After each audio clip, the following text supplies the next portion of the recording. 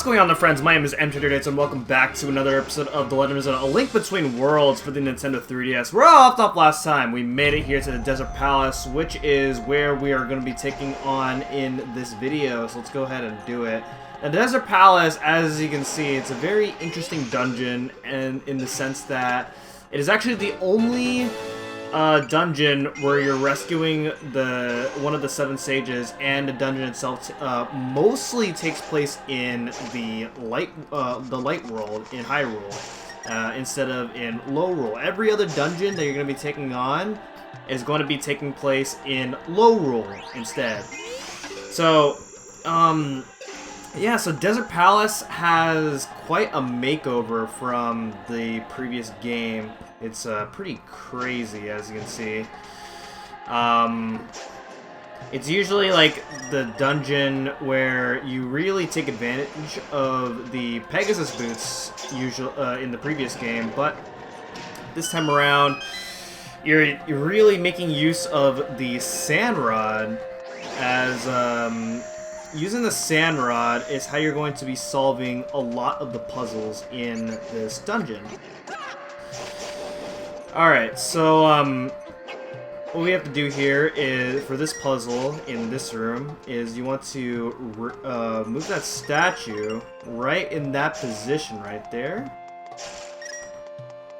And we want to move all of these statues here onto all of these buttons, because all of these buttons, they need to be held down all at the same time in order to progress to the next room. And then we gotta go ahead and use the Sand Rod in order to get that statue so that we can head to that door. Now, this is where, even though the Sand Rod is required in order to do this dungeon, you want to have the upgraded Sand Rod. The upgraded Sand Rod makes this dungeon very helpful.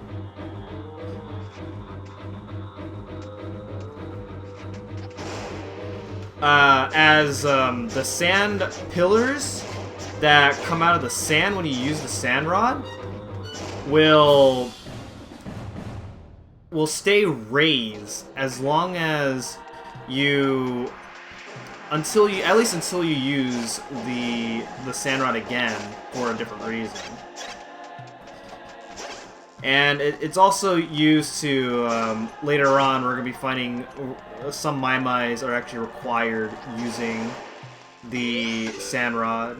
So we'll have to go back to those areas later on to get those Mai-Mais. Alright, so go ahead and collect all those rupees over here. Inside the shirt, there's a compass. You know, it's not that far out of the way, so I may as well pick it up. Pull that lever right there, and the sand will come out, and this will actually fill up the room. So the gimmick of this dungeon here is that you want to fill up the rooms in order to get to higher parts of the dungeon. As you can't just like hookshot chests, because in this game you cannot actually hookshot chests at all in order to get to them, unlike in most other Zelda games. I guess it would make some of the dungeon puzzles a little too easy, and so they decided to kind of nerf the hookshot in that sense. Alright, so go ahead and move or pull this lever over here in order to fill this room up with sand. And you might notice a giant treasure chest right there. And once again, that giant treasure chest is not going to contain the big key, as these dungeons are going to contain... oh, wow. Okay, here we go. Yeah, these dungeons are not going to contain just the big key. There's going to be like multiple big key chests that you'll find in order to find some items that are going to be useful for you for the overworld. And so this item right here is going to give us the Titan's Mitts. You need this in order to actually complete this dungeon.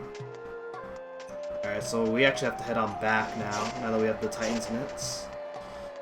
As the first use of the Titan's Mitts is actually right away.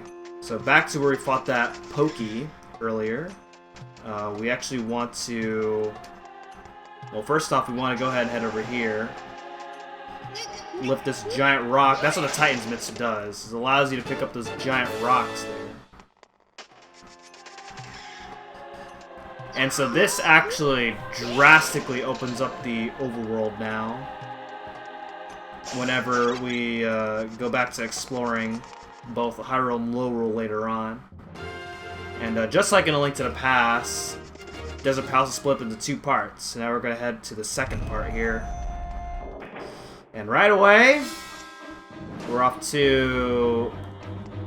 We gotta deal with the tiles. The tiles are back. And you can just stand here, chillax, hold your shield out. I also want to point out that as of recording this video, I have finally finished this game. So I know where everything is from here on. And I know for sure that there are plenty of spots that I missed that I will have to go back to sometime after I complete this dungeon. So, just thought I'd point that out. Also, with this order here, I'm doing actually a much different dungeon order than in my practice run. My practice file actually does this dungeon third, but we're doing the second this time around. And the downside of doing this dungeon second is I'd actually be a bit more powerful. But right now, missing out on some extra damage hasn't proved to be that much of a disadvantage right now, which is pretty good. Alright, go ahead and use the sand rod there. Oh, thanks for pushing me right off. So by moving that statue out of the way, we made this room in a way where this little like arrow shooting thing is gonna always hit this switch. So that's gonna be helpful, as we need to somehow get to that big treasure chest right there.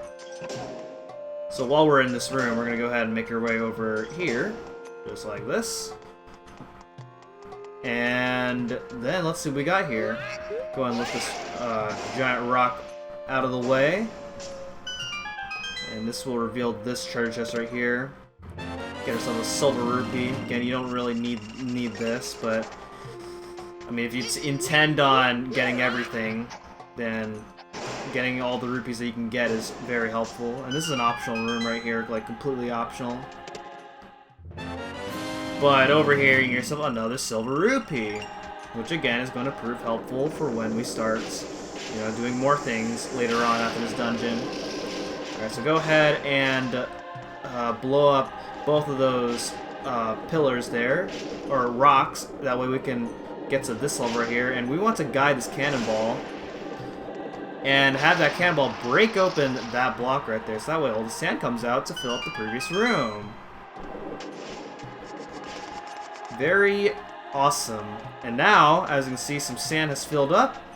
So now we can actually, the sand is filled up in a way where we can actually head up to this level and use a sand rod in order to get this big treasure chest, which contains the big key, the boss key. So now we can actually complete the dungeon. Let's go ahead and complete the dungeon right now. Okay, so first off, we gotta go ahead and head on down. And then head on this way. And then we're gonna go ahead and oh, actually, first off, I want to head this way over here. Gotta go ahead and get rid of this little gargoyle statue. I don't even know what it's called. What those statues are called. Like, I know generally statues that come to life They're called Armos, but I don't know if those ones are called Armos. Alright. Wow. Okay. Go ahead and use a sand rod. And this is where having the upgraded sand rod is very helpful, because if you're just taking your time here, then you don't have to stress over the... Oh my gosh! You don't have to stress over the pillars lowering down on you. Also, this part right here is proven to be a pain in the butt. Okay, you know what? Let's do this. Okay, there we go. Oh wait, hold on. What's this? Okay, so by heading over here, let me go ahead and go behind this guy. Grab myself a silver rupee. And this just takes us back over here. Wait, was I there before? I feel like I wasn't there before. But... Or actually I was. Yeah, I was there. Because that just takes us back to where we got the boss key. Alright, so go ahead and use a sand rod to raise that Bimo statue. And that Bimo statue is going to do a clockwise rotation, and that way it can hit all those switches right there. Alright. Another boss fight here. Go ahead and get those guys out of the quicksand. Those guys look really weird whenever you take them out of the quicksand, but by taking care of those guys, we get ourselves a key. So you have to make sure you do this. Alright. And now we have Gibdos, and Gibdos are much easier to deal with in this game. It makes a huge difference whenever you're defeating enemies, and enemies have a flinch animation when you hit them. So use this key in order to head up here. And then if we go ahead and head on through here, all you get here in this room is another silver rupee, which again can prove to be helpful if you're interested in that. And now here we are. Alright, we can actually go behind these statues like this, that we don't have to worry about them. In order to make our way to this treasure chest right here, grab ourselves a key. Alright. Go ahead and make our way over here. As you can see, that's where the boss door is, but as you can see, we can't quite take on the boss right now. Quite unfortunate, isn't it? Hit it! Yes! Let's go! So you have to use these little, like, bomb bug things normally, or you could just use your regular bombs, which either option works in order to solve the puzzle of this. And as you can see right here, I made it so that way the little arrow shooting thing right there is gonna always hit that switch. So that way we can actually head over here, down over here, and if you go ahead and pull this lever, then the room fills up with sand. So that way we can now take on the boss. Let's go. So yeah, for the most part, very straightforward dungeon. Oh my goodness. Wait, how? What? I'm genuinely confused. Okay. Dang, I was watching a video and they were able to do that, and I was able to get across that. I don't know what I just did wrong there. Oh well. Alright, all these spots contain hearts, which, I don't know, depending on how good you are at this boss fight, then those hearts might be important. So as you can see now, the very last thing to do, when going to this dungeon is go to Lorule, because the boss of this dungeon is in Lorule. Alright, so we got a weird looking boss. It's not Lanmola this time around. Oh man, he's gonna be warping all over the place here. Okay, here we go. So basically what you want to do is you want to go ahead and use the sand rod to raise the pillars up from the quicksand. And then when you get to the part where the boss is at, then you want to go ahead and just slash him multiple times.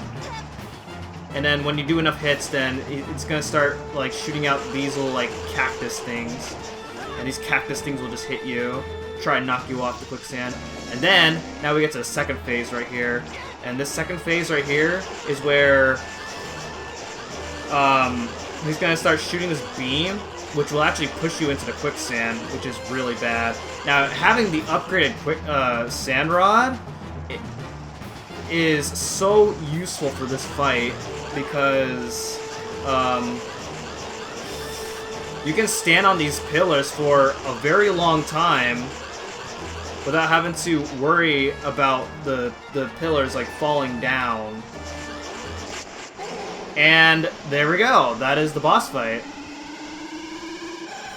So basically, when he's about to shoot out that little beam, then you just want to move out of the way. He's not going to turn around while he's shooting the beam. So when you move out of the way, that's your chance to basically get in as much hits as you can, and that's basically the boss fight right there. So not very hard. It's just very easy to fall off if you're not careful. And look.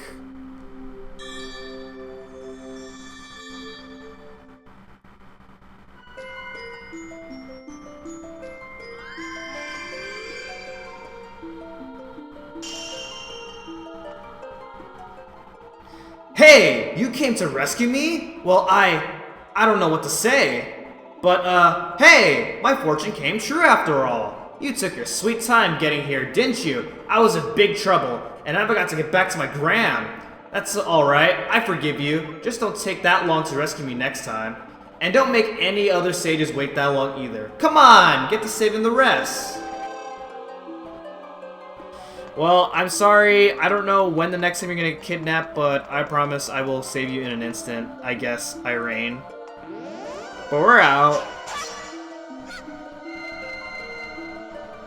You can also talk to Osfala if you want, but Osfala isn't gonna say anything useful.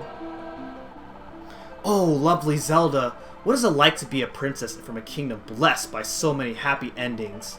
Once upon a time, Lorule was such a place. Once, but no longer. Lorule was just like Hyrule. So very beautiful. So very promising. We have need of a hero, and your someone is superb. We all deserve a happy ending, don't we? I can only hope that someone is victorious.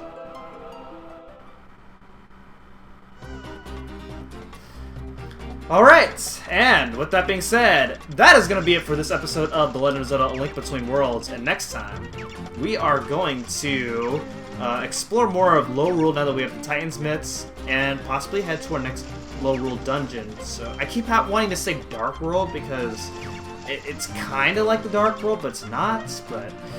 Anyway, thank you guys so much for watching, and I will see you guys next time. Goodbye!